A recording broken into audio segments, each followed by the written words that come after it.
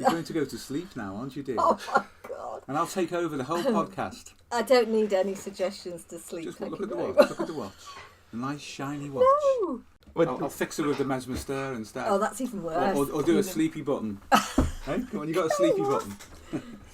Behave. I can't behave. Can It's lose your phone impossible. now. Persona back in place. Oh. Hey guys, and welcome back to Jung To Live By. Now today we've got a 1 hour long show all about the transference and on hypnotherapy. It began as an episode of Ask a Depth Psychologist, but the answers just kept flowing basically, and it became a full-scale conversation as to what precisely the transference is. First of all, that's like the first third to half of the podcast. And then the last little bit is all about hypnotherapy, why hypnotherapy is effective, why a clinician should use hypnotherapy as part of their suite of tools if they want to be optimally effective. And indeed ends with the last 10 minutes anyway, is Steve giving a case study of how he treated somebody using hypnotherapy to quite literally take that person down off of a cross in terms of a symbolic conversion reaction they were happening. And it's quite a good story, and I think this podcast is an important part of our canon that we've built up together on this channel. So I hope you guys enjoy it, even despite my bedraggled INTP lockdown look appearance right now. But never mind. So the first question, which I'm going to ask to Steve and Pauline in the past, comes from our friend Hubert. And Hubert asks, is it better that a man goes to a male therapist and a woman goes to a female therapist? How do issues of transference play out in this case? What do you do about them? What do you think, Steve and Pauline, in the past? I think it really depends on what they're presenting for and in what environment. You know, if it's an NHS referral, they may not have a choice. You know, they may well be, just have to go with who's there because of the pressure NHS services are under. The way that we would handle that in the NHS is that we always work together anyway, so we would be interchangeable. And sometimes people express a preference in advance, which helps. Although that can also be revealing about what might be going on in the background. So from our point of view as clinicians, everything depends upon the initial contact and what you can derive from that. But as you move on, of course, and particularly if you work in depth, and you're more likely to be doing that in private practice than in the NHS because of resources, then these interesting issues can occur. And of course there's also the issue of sexual orientation as well, because that can affect it. What do you think, Paul? Yeah, I agree with you. I think it depends on the context, doesn't it, very much. As you say, in the NHS you don't really, well, so you don't have a choice about who you see. It's probably mainly women who turn to counselling, who are drawn to counselling. So if you're accessing counselling services, the chances are it's probably more likely to be a woman, would you say? Yeah, if it were that. I mean, obviously, yes. we did counselling and psychotherapy services in the NHS. And hypnotherapy services. So, but I mean, services separate to our own. If somebody was, Oh right. Yeah. I mean, it tends to be. My recall, and we can actually check some stats because we've got some stats from NHS patients that we've had from some of the clinics. We could probably look at it, but I would guess it's probably 60-40 and not much more than that. We were still getting a lot of male referrals because men would turn up with a lot of psychosomatic issues or with a physical condition which may be psychological or is concurrent with a physical issue. So it's not, if you go purely for counselling, then I would say probably women, because men tend to withhold things. If it's for personal development or psychotherapy, and particularly these days, probably I'd say it's reversing. I'd say more men than women. So it just depends on your demographic. But specifically about the problems, or what would you say, Paul, on that? Well, are we talking about percentages in terms of men and women who access therapy, or are we talking about what the provision is? I think the question was more to do with how the dynamics are affected if you have a male or a female therapist with respect to a male or a female client, rather than that, I think. Yeah, well, if I'm sort of relating it to our own practice, then very often, I think at the start people aren't too concerned, because we would always do like an initial interview and we'd establish an awful lot just at that initial stage, wouldn't we, about what somebody might or might not want. I guess we were quite uniquely placed really, because obviously we were a couple and a married couple. And if somebody, say, started working with me and it became apparent that it would be more useful for them to work with you, then obviously we'd swap over, so we worked interchangeably, like you say. But that's probably quite a unique situation it's to be quite in. unique, yeah. And my recall, particularly, because I think mainly the NHS environment, because it was such high pressure. Oh, yeah. That it would be quite rare that someone would want to see me once they'd seen Pauline. They may want to see both of us, but they wouldn't necessarily want to swap over. So in the sense that, again, the uniqueness of being a couple will be very helpful. And also very often we would see, say, a man, and then the wife would end up coming in as well. And if that was just to see me, at that point I would certainly suggest that Pauline comes in, because you avoid the problems then of freeze a crowd. Yes, you do. Straight away. Yeah. And you balance the energies out, which is important. And if the issue is one in depth that involves transference in a Jungian dimension, which is the alchemical element, then that's best sorted out between two people. And depending on the orientation, male, female, female, male, provided the people are heteronormative with respect to their sexuality, then that is usually what you would look for. But I would qualify that and say that very often, and I've said this in previous podcasts, in fact we both have, that in men, for example, the anima does not, even in a heteronormative, heterosexual man, doesn't always take on the form of a woman.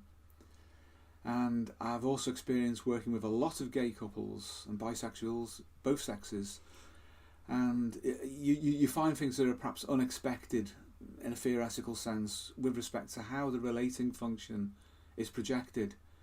A lot of the women, for example, the gay women, the lesbians, were projecting their animus onto me with an erotic element to it. And this is not to say that it was sexual in that sense, but erotic in the sense of an understanding of the alchemical elements involved, the deep structures. On the surface, that would be the last thing that they would be thinking of, because of their sexual orientation wasn't that way. But the minute you go down deep, then it does change. So it's difficult to say. Would you agree on that from your experience? Yes, I think you're right, Steve. I think it's difficult to have a rule of thumb about it, isn't it? Yeah. Well, it was just useful for us, like I say, to be a married couple and to have that flexibility for people. Yeah, absolutely. I appreciate not everyone who's accessing therapy or healthcare in some way is fortunate enough to maybe access those kinds of services. But I think I think as you were saying before about the three's a crowd thing, I think that's particularly important because there could almost be, if you're working with a couple, there could be an element of feeling that the therapist is taking sides, particularly if they share a particular psychological type or style. Yeah. And so the more that you can balance out the odds and appear to be objective, and in that sense before the relationship rather than for any individual person, then that's preferable. But that is an ideal. Yeah. It does get complicated with couples and with families. It does, yeah. But maybe getting back to the spirit of the question, where I think he was perhaps suggesting that there is a definite difference in the relationship, which is a field phenomenon, if you have male-female as opposed to male-male. Yes, and vice versa. And that is definitely the case.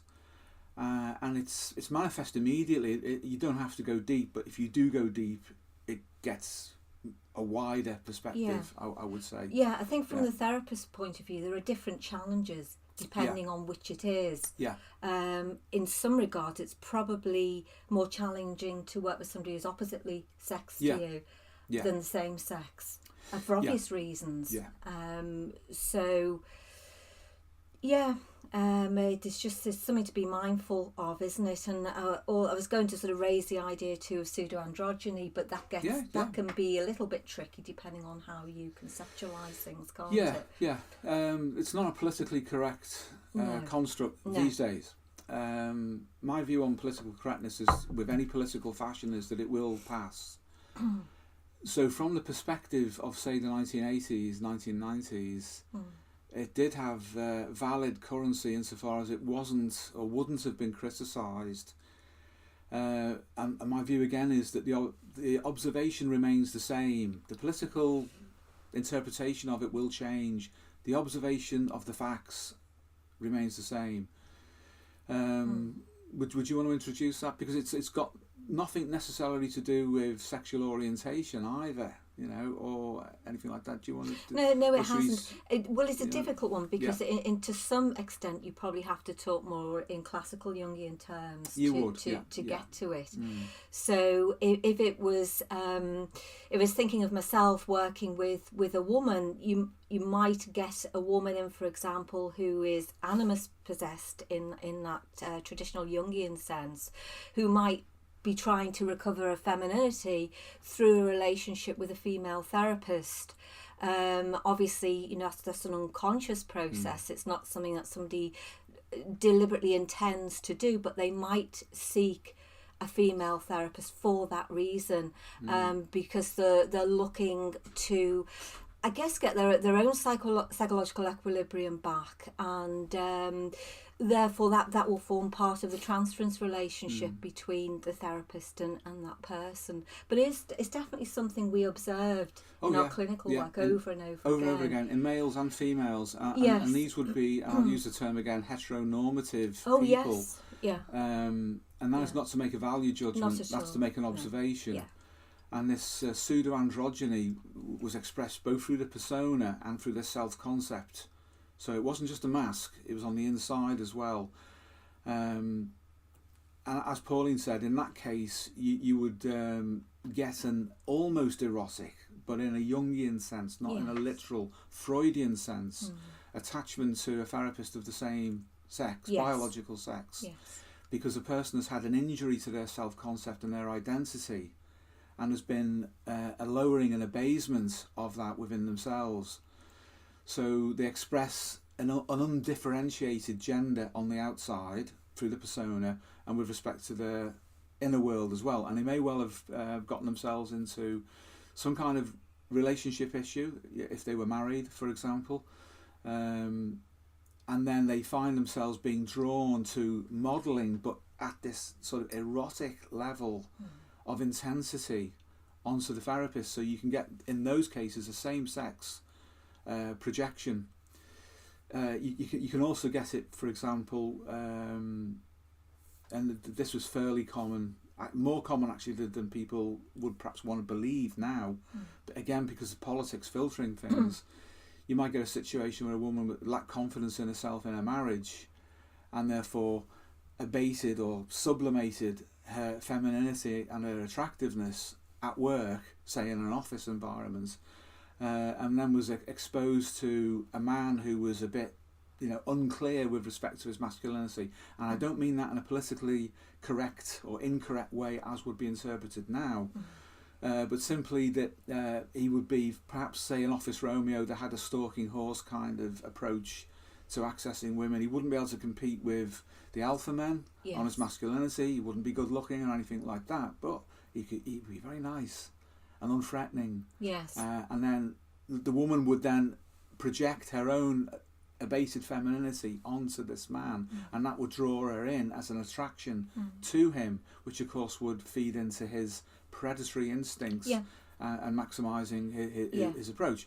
So that's actually very, very common, and it still goes on. Yeah, it's quite a clever tactic, really, and I think it goes under the radar because of the you say, of the way it appears on the surface, but it's another Bluebeard tactic, effectively. Exactly, and it's still a way of predating and to drawing women in. It's a worked example in the real world of how the Bluebeard story, the Bluebeard myth can work itself through, but it relies on the woman in this instance feeling abated with respect to her identity as a woman. Whereas she'd probably be able to fight off the alphas. In fact, she might not be interested in them. She may be in a marriage with an alpha male or a relationship where she is being abused in some way, and therefore to prevent herself from being abused, she would rather dumb down her attractiveness.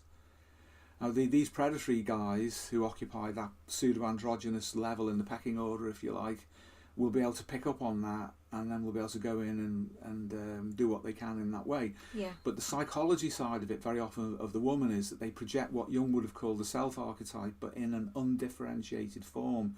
There would be a biological man there who had feminine qualities and would appear to be whole and complete. So she's projecting her now undifferentiated femininity onto the man, who is male, and therefore an animus figure. And those of you who are familiar with classical Jung will realise that the animus is important for a woman for accessing the self-archetype. So the appearance of wholeness in her unconscious in relationship to this individual is significant, but she won't then necessarily see how this guy is a predator. You know, so that kind of thing can go on as well.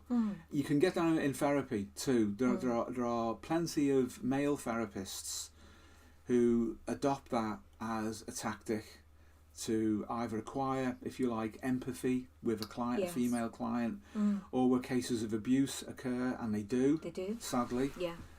In the helping professions and in therapy, they will use it because they have victims, they have vulnerable people who are coming in to see them.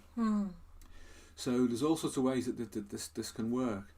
In a healthy sense, though, with a therapist who works ethically and who understands their own unconscious, then they can help a person to begin to bring out whatever it is that they should be in terms of their persona or their orientation or whatever it is through the relationship in the transference. But every situation is unique, and yes, you do get obviously clear starting points such as male, female, Yes. or whatever, Yes. but it's a process of uncovering that and monitoring that situation as a field phenomenon, a relational phenomenon between you. If you don't mind, I know I'm not subscribed at the $10 tier or higher, but I have a follow-up question to that. And it's simply about, obviously we talked about genders, male and female, but also what about age? Obviously this is relevant to myself and also maybe some of the guys who want to come in and follow in this path. If you're a young person, how do you reckon that dynamic will play in? And in my mind specifically, it would be, you say, young person in their 20s, and what if there's someone in their 60s or 70s? Would that tie into any of this? Would that make the therapy more difficult? Are there more complications? You know, things around that sort of line. Yeah, it can do. There's certainly factors. We obviously worked from when we were very young with people who were significantly older than us. Yeah. Sometimes 40 or even 50 years older than we were at that time. And it all plays in. Would you say there's often a child transference, if you like, a parental, but in reverse? You mean now? Yeah. More so now? Not now, because we're older. But when we were young, like James. Yes. Yeah, I'm trying to travel back in time. Yeah. And still growing hair with appropriate thickness and at an appropriate rate, that kind of thing. Yeah. At that time, I would find, for example, that older women would try and make me into their son or something like that. Yeah. You know, or the son they never had, that kind of thing. And you do have to get around that. You know, older guys, actually. I can remember working with, have you ever heard of SOE? Special Operations Executive. They were really tough guys, and women, by the way. Used to go into occupied territories in the Second World War, parachute in civilian clothes, intelligence officers, spies, that kind of thing. I worked with a guy who was in SOE, and he'd obviously seen a hell of a lot of life. And even though I thought I had, for my age at that time, there was a default respect towards him. But he didn't let it get in his way. Yes. Which was interesting, and that confirmed a lot of my expectations of what it means to mature with age. That you shouldn't hold your age against someone who is young at all. You know. It depends what's being transferred or projected, doesn't it? That's really, very true. Yeah, I think, like you were saying before, if somebody was looking or had a need for wholeness, you might get the self-archetype projected onto you, even if they were older than you and you were relatively younger than them. Yeah. It really just depends what's trying to work itself through in that person. That's true. Yeah, that's true. That's very true indeed. But I agree with you, Steve, when you say that I think if you have a calling to this field and you're absolutely serious about working on yourself and your commitment to what you do, I think even if you're relatively younger, then it's still something that you can pursue and still something you can be very effective with. Yeah. But I think then the thing that you have to have more than anything is authenticity, really, an authentic desire to work on yourself and to open yourself up to the material, and to make it clear to whoever you're working with that you let them know that that's what you're doing or what you've done, even though that there might be quite a bit of an age difference. That's true. Yeah, I mean, you're 23, nearly 24. I started working mentored by a psychotherapist part-time in a voluntary role in a psychiatric hospital at your age. Yeah, I mean, it can be done. If in the NHS in particular, because there are young nurses and there are young everybody everywhere, so to speak, because people do have to learn and move through that institution. Yes. It's less of an issue than if you work in private practice. Then it's more likely that people will expect you to be a tad older. But you can be a clinical psychologist in, say, the age of 25, 26. That's true. Yes, you can. So I wouldn't worry. And I think what Pauline says is right, because personal qualities...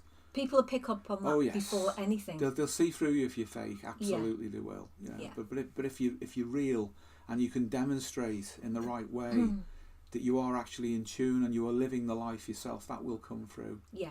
And I mean, that's really an energy thing as much as anything else, isn't it? It is. That's an interesting way of putting it, an energy thing, because I've encountered doctors myself, of course, who are really young, like I guess around my age, actually, if I say that's really, really young. And there's something about some of them which I don't necessarily trust, and it's not against their ability or their skill, it's more their vibe that they give off. There are some guys who are young and they're on it, like especially like guys I see on YouTube, actually, who are like more like public facing doctors. They've got, I know I'm growing a little bit of chin hair at the moment because I've been very, very lazy, but these guys, they don't have any of that. They've still got spots on their face and everything else, and they're on it, and they get patients who are older than themselves. So I guess it is just an integrity or an authenticity. It is, and people who are like that, they tend to just be very good at establishing rapport anyway. They almost do it naturally. And I think where that's the case, that has to be valued, and it's horses for courses, really, isn't it? I mean, if someone, even if they're relatively young, can come in and they can get the job done, and they help to transform somebody's life, that's it, isn't it? It really doesn't matter. No, it doesn't. I mean, I've had people come in when I was working privately and say, "Oh God, you're not what I was expecting at all." I think they probably wanted somebody, who was in their 50s or 60s. Like she is now. Thank you. And more of almost like an agony aunt type, and that was what they were expecting. So to find somebody, say, late 20s, early 30s, was inhibiting for them. Sometimes when that happened, they didn't come back, or I might encourage them to see somebody who was more, closely associated with what their expectations were. So it just depends. Yeah, you can't tell. No. And by the way, when she was getting the odd, and it was rare, response like that from people, she'd already been managing a psychiatric unit, in acute psychiatry, but you put somebody then in a private setting, as we were saying before, away from that's a very good point. The culture, which has a lot of young people coming it does, in, coming through. And it supports you, doesn't it? It does support you, yeah. So it's easier in that sense in the NHS because you get reference authority from the referral process. Yes. That can be transferred over into medical centres, GP practices, because obviously if a doctor trusts you, or if a whole practice or group of practices collectively trust you, then you get that referent standing. Yes, that's very true, because you're part of a hierarchy then. Yeah, you are. And so to some extent it's protective of you, because which is a good and a bad thing, but there's always somebody else to refer to or to defer to if you have a problem. And groups being groups, they tend to, sadly close ranks sometimes.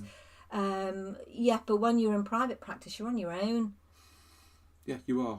And pretty much stay. Well, yes, you can refer to GPs, but cutting it at the sort of the front line is down to you essentially, isn't it? It is.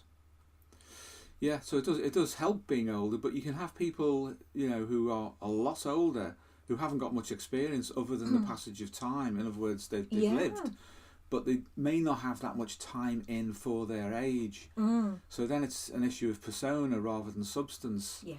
So if you can assert it without being aggressive, your knowledge when you're younger, superficial, but in how you're able to read people's needs in the immediate moment, and understand where they're going with their material, you then have rapport. And that rapport is essential, for example, in hypnosis. And the best training courses will teach people how to obtain and maintain that, and therefore gain the proper confidence of the people that you're working with, in particular with their unconscious mind. So this is why we say that the top level hypnotherapy courses, in terms of skills, nothing comes near them, nothing at all. It may not be enough for working in depth on its own, although there is an argument to say that it can be, but those skills are absolutely essential because you can use them barefoot. You couldn't do that with classical psychoanalysis, for example. You can't use that in a barefoot way. But you can with hypnosis and hypnotherapy. You can attend to emergency situations where people are bleeding out, or with burns, or are in an acute state of anxiety or shock. You can do great good with those hypnotherapy skills, but you do have to practice them under pressure to be able to use them under pressure. This is why that we released the Hypnotherapy Handbook about a week or so ago, because it also includes it's billed, of course, as being with Hypnotherapy Handbook with rapport and communication skills. Which, if you actually read into the manual, and you guys who picked it up so far, thank you, and I hope it's useful to you, of course. That's the bulk of it, is how you can get rapport. And interestingly enough with this, it's not just with other people, it's with yourself at the same time, if it's for self-development. Absolutely, absolutely. Your normal counselling level of skills and your normal CBT level of awareness of yourself and of the therapeutic relationship. In CBT they call it a cognitive alliance. A cognitive alliance? It's got to be whole person centred, your approach. The whole person actually extends beyond that to the whole situation that you're in, conscious and unconscious. So when there are two physical people there are at minimum 4 in the room, because you include their unconscious minds. But if you're a good hypnotherapist, a really good one, and if you are trained also in psychodynamics, you know that the room is very crowded. Every influence that's ever been on that person has come in the door with them, and also with you. So it gets very, very crowded, and there's not much oxygen around, and you need to know how to manage that energy and that process very, very carefully. But if you're at the level of a cognitive alliance or superficial counselling skills, then what you can achieve will be proportionally superficial. So the people who train with us get trained classically, far more classically than today classical therapists are trained, because we start at the beginning. We start with hypnosis, which is the absolute foundation of all psychodynamic approaches. It's also the origin of behaviour therapy and of rational therapy, which is, if you like, the beginning of the cognitive therapies as well. Only those guys, when they lost their connection to hypnosis, also lost how hypnosis has moved on considerably, as it has, for example, in the 60 years since Jung's death. So a lot of people are prejudiced about hypnosis because they don't understand it. It's as simple as that. It's caused by ignorance. But I would say the most effective therapists are people who know how to use those techniques within the wider model that they use. And the widest possible models to use are the transpersonal psychotherapies, and they are antithetical to hypnotherapy on political and dogmatic grounds anyway, so they disqualify themselves. And then the psychodynamic schools, which have all historically grown from it anyway. It's probably pertinent at this point to mention this book, Hypnosis: A Jungian Perspective by James Hall, the late James Hall. Now, he was one of the best of his generation of Jungians, an American. And he wrote extensively on dreaming and on complexes, as well as on hypnosis.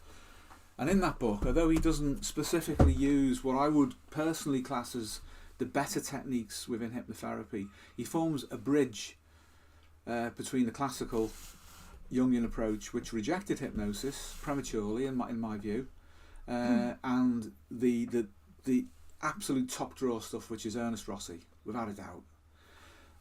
But what's very interesting about James Hall, as I say, he was one of the better theoreticians and practical therapists when it came to dreams and dream analysis, and also working on complexes. And we've certainly been very influenced by his work. We've modified it a little, should we say, to take it beyond what we perceived as some of the limitations that he had, because everybody has limitations. We do. And other people do as well, and this is part of the joy of learning and empirical experiences working those things out, wouldn't you say? Yeah, I was just going to is he the guy that had locked-in syndrome? Yeah, he died tragically, unfortunately, with locked-in syndrome, which is a terrible way to suffer. Yeah. In the end, apparently, his only means of communicating was through drawings and through art. He was able to do that, but unable to speak. Yeah. And for a man who'd given so much and had produced so much that was of value to other people, and we respect his work highly as well. And it, in that sense, it lives on, I guess, because we honour him through our work, and we're doing that now by recommending him. It was such a terrible just a shame. sad end, isn't it? Yeah, I would recommend his book on dreaming, by the way. I'll just see if I can recover it from the old shelf. Dreaming by James A. Hall, MD. This is really good. This is probably as good as an orthodox contemporary Jungian book on how to work with dreams will get before they start getting silly and losing it, which a lot of them frankly do. They disappear up their mystical lower GI tracts and unfortunately lose the plot. To get beyond that, I would work with Rossi's material and how he manipulates gene expression and many, many other things as well. Because he works very closely with dreams and with hypnosis too. Sorry, James, you were saying? Oh no, I was just going to ask you about the locked-in syndrome, just out of curiosity. Because my understanding of locked-in syndrome was you were completely paralysed and you couldn't really communicate at all. Was he able to just say move one hand or something while he was lying down? It was a little bit like what's called hypnopictography in the old school hypnotherapy, which is where you would put somebody in a trance and they would utilise ideomotor movements to be able to draw or write something. Milton Erickson, the greatest hypnotherapist, who was a psychiatrist, a medic in America in the 20th century, was paralysed with polio as a child. And he discovered the power of hypnosis before he was even formally trained by anybody else in it. And he got himself to be able to move through autosuggestion and imagery when he was paralysed. Now, he did suffer from the after effects, didn't he, of polio for the rest of his life. But that also allowed him to understand the importance of communication with the unconscious, because he'd been there in a kind of locked-in syndrome, a physically locked-in syndrome, due to the effects of that disease. And that also trained him to understand language patterning and what the unconscious will respond to. So from that he gained something. But to put it back into the context of James Hall and what he was probably doing, that was probably all that could be allowed to come through. He would have understood hypnosis. He did understand it. He understood dreaming. He understood the unconscious really, really well. And perhaps somebody who didn't have those skills or that experience couldn't even have achieved that. But what a sad ending to a good life. It's a great shame. But yeah, you can use hypnotherapy to access complexes, to deconstruct them. To affect gene expression. There's so many things you can do. Obviously, for developing rapport and communication skills, which are absolutely essential in any kind of therapy, it's par excellence. There's nothing like it. The worst hypnotherapy schools, and courses, the kind of things you get online, that are basically just stage hypnotism and low-level skills, are dangerous, because the induction of trance and suggestion is actually a very easy thing to do. Most salespeople do it. They manipulate All the people time. all the time. For example, that's why NLP is popular, neuro-linguistic programming, with salespeople. Because it can be a vehicle for suggestion that can be turbocharged. It's all about, as I say, about communication, but specifically in a clinical sense, and then working with yourself, you can achieve things. And I've said this before on podcasts, and some people have not liked to hear that. The suggestion that it might be better in some cases than active imagination. Well, James, you and I have worked with active imagination together as part of your mentorship and training with us. And I think James will be able to confirm that there are different levels of that according to your understanding and experience. And that hypnotherapy skills will make your active imagination more effective for a start, because you'll be able to understand and appreciate whether you're having it for real or whether it's a fantasy. Because one of the problems about acquiring a skill like active imagination through a book is that you can delude yourself and think you're actually doing it, and you're not. You're still actually operating inside your normal consciousness or under the direction of your complexes, your unconscious complexes. So you just dive straight in to the psyche without knowing where you're actually standing at that moment in time or what you're up against is ill-advised, because the best outcome you're going to get is self-delusion. If, however, you have a proper channel of communication open with yourself, and people like Milton Erickson developed the way to do it against massive, almost impossible adversity, and he helped other people who were in a similar state.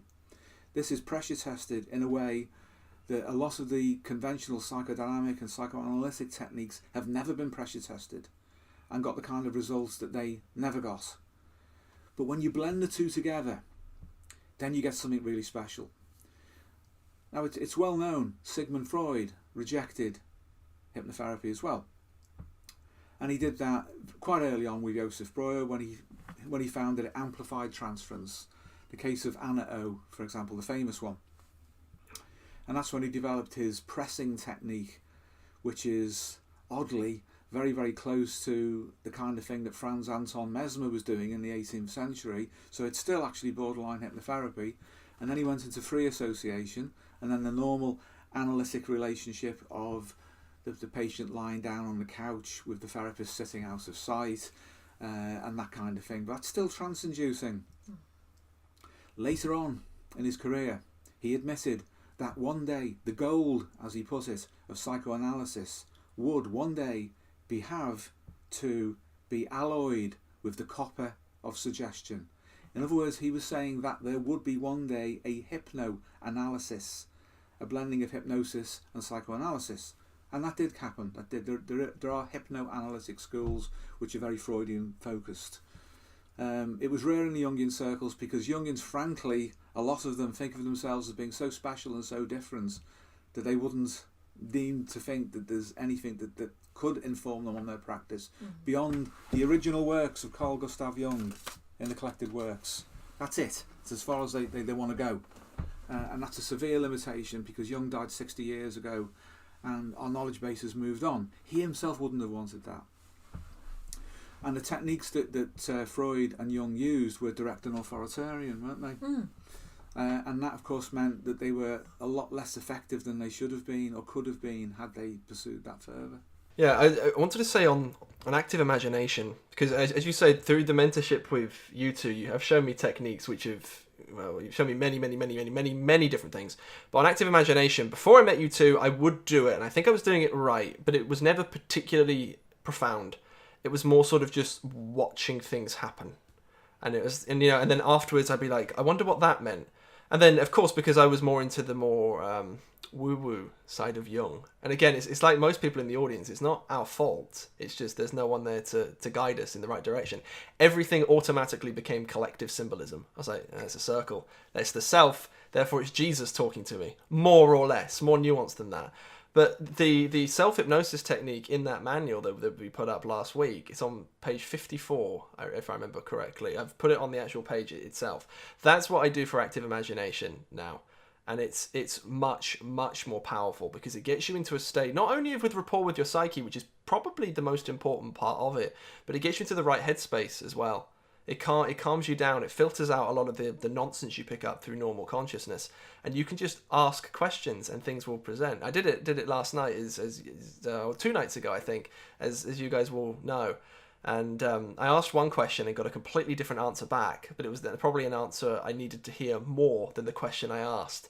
And it was really, really, really profound. So if you guys are interested in that type of thing, and this is not a clinical endorsement, but pure for self-development reasons, the method for that is in the manual, if you'd like to check that out, of course. It's a relatively simple technique, isn't it? But, it's what you can derive from it. It's a seed that grows. It's like Milton Erickson said, acorns know how to become oaks. They don't need to be told. It's a natural process. Yes. Once you embed a technique like that into yourself, and then you use that and you get confirmation from your psyche that it's agreeable to you using it, like you say, the signal to noise issue will disappear because you don't need to generate the noise to look. Very often the act of looking generates noise. If you're passive but polite about asking your unconscious to help you, very often the noise immediately disappears and the signal is present. And that kind of training is all about developing the signalling system.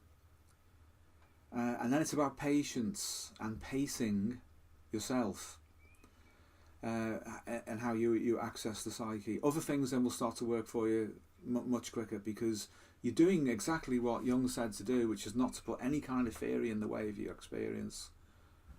You have a method, of course you do. Yeah. But the method is not the theory. Well, it doesn't interfere with the process, does it? No, that's right. I think, as you were saying, Steve, if you don't do that, then you're not really sure what part of you is operating for a start. Yeah, that's true. And you just run away into fantasy, and it's unhelpful. So it does help to have some structure. It does. And when you start to get communications back, and you realise this isn't you, at least it's not your ego personality or its associated complexes. Yeah. And very often, people say, well, the anima, the anima's a woman and all the rest of this. Well, the animal will turn up however it wants to turn up. And it's much better to let that happen. And it might be in the form of an image, but the image is not a woman, but it's the message. And with you, James, without disclosing what you did, because that's obviously private for you, that was your anima delivering the message to you. Yes. But if it was the anima in the form of a woman, then that image itself becomes a distraction. That's what I was expecting as well. I went in sort of, I didn't use it in front of my head. I was like, this is most likely what's going to happen. And that's actually how the session began. It was through, and the images that come to mind, it has to be a case of just let it happen. What I've been asked before, specifically how will the images come to mind, how will the sound come to mind. I like the blackness of my eyes being closed started to form a dancing woman to begin with, and I was like, she's coming over to me. Then the whole thing changed, and a new message came straight down, crystal clear, and I was like, okay. And it went way back to childhood straight away. It was solved, or it didn't solve. It helped clear up the meaning behind some of the things that I was doing in my life and some of the things that were happening to me. So yeah, the psyche will do what the psyche wants to do, and all we can do is just listen and smile and say thank you. Yes, exactly. Yes, and it's a clear example of something that you couldn't have constructed consciously. You attempted to do that in the beginning, and like you say, just the unconscious did its own thing in the end. So yeah, it's best not to put that in the way. No. Someone made a comment on YouTube that Jung said that he gave up hypnosis because it was groping around in the dark. Frankly, that just shows that his knowledge of hypnosis as a method was severely limited. Yeah. And it actually shows the limit of his competence in that specific modality. That does not diminish Jung's achievements or his knowledge or his insight, except in the specific sense that he was no good at hypnotherapy. That's it. Any hypnotherapist at all who were to say that about himself or herself would in effect be saying, I'm crap at this, there's no point me doing it. And basically, that's what he said. But James Hall, for example, explains what was wrong with Jung's technique from within an orthodox Jungian perspective. Ernest Rossi has basically set that aside and he's moved on. He was the editor of the collected papers of Milton Erickson. Milton Erickson's most trusted student, as well as being a Jungian analyst and a Freudian analyst and a psychobiologist as well. Rossi's an exceptional person. I highly recommend his works, highly. Amazing how far he's gone in developing it. So, yeah, with that, there's a signal to noise, as we were saying, but there's also the differentiation between the messenger and the message. You probably saw the imago of the messenger, and then you received the message. Yes. So the image of the dancing woman was no longer required, but you needed to hear the message that she was bringing. And as Paul said, that was just the psyche, and you said as well, that's the psyche doing its own thing without any kind of superimposition or expectation. Yeah. And that is the best, that is the cleanest, that is not groping round in the dark at all. Far from it. Far from it. It's like a waking dream, and the only way we could probably say to people is like, it's real, like you'll know versus whether or not it's fantasy. And it's because when, say, this dancing woman appeared, I knew it was a dancing woman, even though it wasn't like a crystal clear picture, and I knew who the dancing woman was as well, without actually having seen her in real life or without really seeing her face there. And I was like, why are you showing up? It's very, very strange, but it is the same thing as dream analysis. It will just happen to you, and all we got to do is just enjoy the journey as it goes forward. Because I was impatient with this stuff in the beginning, certainly. I really, really was trying to look for answers, but the psyche won't give you answers because you demand answers. Yeah, that's a good point, because it illustrates how it's necessary to disentangle yourself from cultural myths and cultural representations, because they are distractions. And again, over the personal myth, this is why you have to find your own and not someone else's, whether that's Carl Jung's or it's Star Wars or wherever it is. If you go in the right way, you will find it. And when we work with people, very often it's a case of, if you like, detoxing them from the wrong kind of influences and effects that they've accumulated in an attempt to help themselves, for sure. But they've become distracted and absorbed or preoccupied, very often by theories. Because where there's a lack of direct experience, there's usually, in intelligent people, an overabundance of ideas about things that haven't been lived or experienced. You find that practically minded people who are also intelligent tend to go and do it. And they then are able to communicate what's necessary for other people to do it for themselves. Yeah, so they're action orientated. Action orientated, yeah, rather than just falling back onto an abundance of theories or competing theories. Because the one thing that you will find, plenty of in this field is an abundance of theories, not just Carl Jung's. Carl Jung is just one character in the ecosphere of psychotherapy. The ecology of it. There is so many different schools, and they all possess the truth and the sole truth and nothing but the truth, and everybody else talks crap. That's the way they are, and they're highly political, and yet there is only one fundamental human nature. Only one.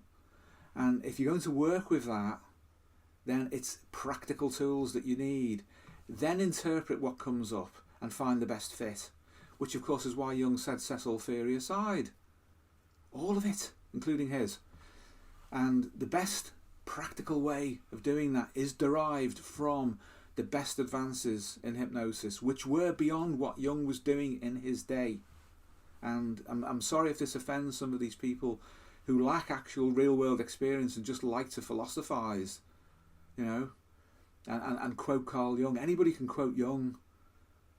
His collected works are vast. Dead easy to do on Google. Just cut and paste a critique based on something that you want to prove, because it's supporting some kind of complex belief that you may hold yourself, which is necessary to sustain your own self-esteem or whatever the problem is of these people. But really, in the real world, where you're helping other people, or even in your own private world where you're helping yourself, the actual confrontation or the meeting, because it needn't be a confrontation, it needn't be a fight, but the actual meeting with yourself properly on the terms of the unconscious rather than of your ego, that's where you should go. And hypnotherapy, at its highest level of resolution, technically, is unequalled. I was thinking about what you said, Stephen. I was thinking about something that happened yesterday too, and that is the fact that for a lot of people, eventually the solution is quite simple. They expect it to be more earth-shattering or more complicated. Very often it really is. Yes, it is. And sometimes I think that's because when they come into therapy, there's that kind of layering effect that's just, added insult upon insult upon insult. Yes. And they're kind of buried under all the proliferation of theories and things that they've been exposed to. And that's a really good point. If you can just strip all of that away and get to the the core of things, the solution's very often simple. It is, yeah, totally agree with that, and which is why Milton Erickson was as efficient and effective as he was. Yeah. He relied very much on the unconscious doing all of the work, and thereby reduced the stress an individual person had to feel consciously. That is contrary to a lot of psychodynamic approaches. It's contrary to a lot of CBT style approaches, including cognitive analytic therapy, CAT, and all the various other variants on that, which is very egocentric. This gets a person to access the unconscious and then just ask the unconscious to do what is necessary internally, almost without bothering them, to get them right. Now, the downside of that, psychodynamically, is that you don't necessarily get any insight at all. You just kind of literally wake up one day and feel a lot better. Yes. It's like, how did that happen? Yeah. Well, it's because your psyche's done it all in the background without needing to bother you. And for some people, that's preferable. Well, it's what some people ask for. Indeed. In so much as they don't demand a deeper explanation. They just want, symptom removal. No. And you have to respect that. You do.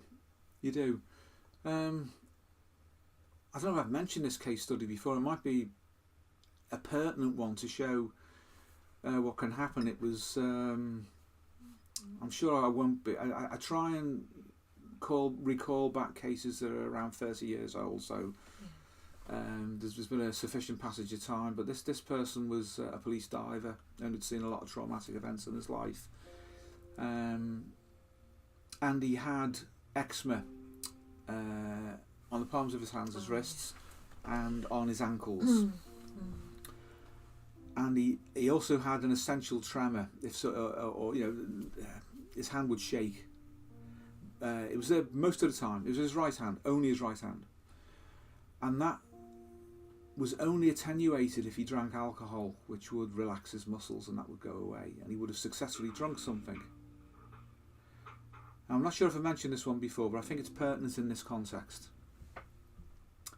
And he came to see me. And he was not specifically asking for hypnotherapy, but he wanted some form, in some way, to be able to relax. And I thought, well, obviously there's a hidden story here, and there's a symbolic conversion reaction from something, some kind of trauma. He was a police diver. He didn't know that I was also a former police officer as well. So I had some insight into the kind of things that he was likely to have gone through. So I wondered whether it was a trauma. Very often these things are specific traumas, or the accumulation of traumas that had caused this dissociative reaction. And then the eczema that just wouldn't go away. And he told me that he was a Christian of a specific kind.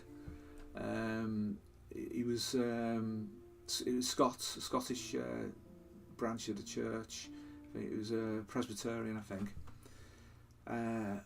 So he was quite disciplined in the way that he would think of himself. So therefore, you take on the notion then that this person is likely to be impacting himself through that filter, his religious belief, because this is where he would gain his objective understanding of his morality, which you would say, James, in a top-down way. Yeah. So there was a clue. And then, of course, there was the eczema. And he said he'd had that since he was a child. Okay. So is there something related to that? And no idea, can't remember a thing, nothing, no, I don't know what it is. All the resistances were there. And the resistance was very strong because he wouldn't remember anything at all. So I said, well, we can use some gentle hypnotherapy, and we used Chevreul's pendulum to demonstrate to him that his unconscious mind would cooperate. Of course, you never know. You have to ask. But it confirmed that it would, which was good for me. Yeah. And so we did a very gentle hypnotic induction. And once we'd got the idiomotor signalling confirming that the unconscious was open to communication with me, I just asked if it would be all right if this person would, at a time that was right for them, remember what he needed to remember without feeling any anxiety or stress. And that when that time happened, he'd be able to come back and tell me, and we could move him on. And he got up and he looked out the window, and the lights were going down. Street lights were on. It was pretty late at night. And there were traffic lights there, and the traffic lights were on red, and I could see past him. The traffic lights were on red, and he went to amber, and he moved a little bit like an idiomotor, green, and he jolted. Didn't say anything. I just, okay, note that. He's still semi in this trance state. And we said our goodbyes, and he went. And I watched his car, went down to the traffic lights. They're on red, amber, green, and he drove through. And I just felt I have to watch him till he goes. And watched him go. There was a slight hill where we were based at the time. Went up the hill, over the hill, disappeared, as if he was going back into the unconscious. Anyway, he got back in touch and he said, I remembered as I went through the traffic lights. I remembered, and now I have to tell you. And he came in and he said that when he was a child, his mother would give him cod liver oil every morning, and he would take it on the spoon, and then she would hand him a glass of water, and he would drink the water to wash it down, and he would go to school. This one morning, he just refused. It would make him sick. And she said, you'll be the death of me. Off you go. So off he went, thinking, great, I didn't have my cod liver oil. And then he came home from school and found her dead. The shock of that, and being a child, and the Christian guilt, which, complex if you like, which then impacted upon him, was sufficient to create eczema as stigmata. He was crucifying himself through guilt. He was then, with his brother, asked to travel down, his elder brother, to travel down by train to Birmingham, where he had relatives. And the train stopped. He had to catch a connection. Got off on the station platform. And he went to a kiosk with his brother, and he was served a drink. And a man handed him a glass, like his mum would do. And he reached out to take it, and he couldn't, and his hand started to shake. And those things had stayed with him for 40 years, unresolved. So unresolved that he'd suppressed the connection from consciousness, but still bore the stigmata, still bore the guilt of the shaking hand. And he dealt with so many traumatic events in his life, and he was so well protected and shut down. Nothing was going to get to him unless his unconscious said, it's okay now, because in the sense of a transference, going back to the beginning of this podcast, that this particular therapist, because he's asked in the right way, politely, and reassured that there'll be no violent abreaction of emotion or contact with things that will hurt or disturb you, we will allow you to remember and to associate those memories again. And we were able then to remove the shaking hand, to lift the guilt out from him, and to remove the eczema, which we did in subsequent hypnotherapy sessions. I can say now with all confidence, no other form of therapy would have achieved that. None. And yet it was at a psychodynamic level of depth. You had the conversion reaction, which Freud and Breuer would have recognised and understood. You had all the elements that Jung would have understood about a dynamic unconscious, and about complexes, and about guilt and religion. All of that was there. But it took hypnotherapy to access it, and then to remove the physical symptoms and restore that person back to wholeness, where they felt they were unburdened by guilt for the death of their mother. And he'd carried that through the whole of his police service. And I'm mentioning that not because there's anything special about me, but because the technique works. It really does. You have to open yourself up to the way that the psyche itself wants things to be done. Do not impose anything upon it. You will become ineffective. Can I just say, Steve, there's a lesson there for the therapist in that too, about not assuming that you've actually healed that person. Yes. Which is important for the transference too, isn't it? It's Absolutely. an important part of it. Yeah. That you don't take credit for that. Yeah. Absolutely. Oh gosh, yeah. Yeah. If I'm superstitious about anything in that regard, it will be this: that the minute or the moment, the very second that you feel any suspicion that this is something special about you that's achieved that, whatever gift is working through you or in the relationship you have in the moments, that person will absent itself in punishment for your hubris. Yes. And I know that is true. I know that is true. Yeah.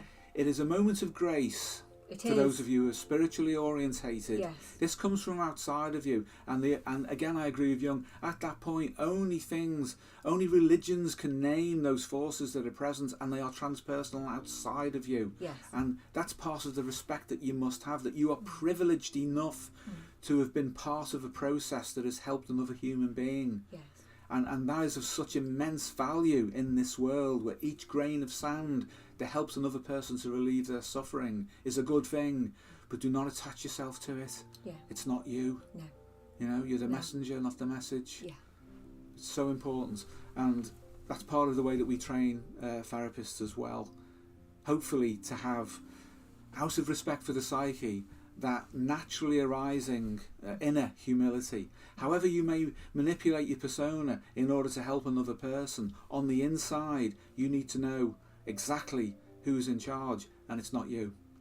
And that protects everyone. It does indeed. It does. It does. It gives you boundaries, because you have a boundary on the inside that stops you inflating. If you don't have that, and then you get off on power and on influence, then your boundary will inflate to fill the room, and it will consume the people you're supposed to be helping, and that becomes a problem in their life as well as your own. I actually know the guy. I knew he didn't remember me because he was a lot older than me in the police, but you know, the police divers were an elite. So in that sense, I knew him, and I knew him as he was a red-bearded guy. He was a rustic sort of quiet, sensing, diligent, I'll just do it kind of guy, and very introverted, and wouldn't have wanted any kind of penetration behind his persona. That's how he struck me, and I remembered him because of those qualities. But fortunately, he didn't remember me, because if he had, that would have been an impediment. Yes.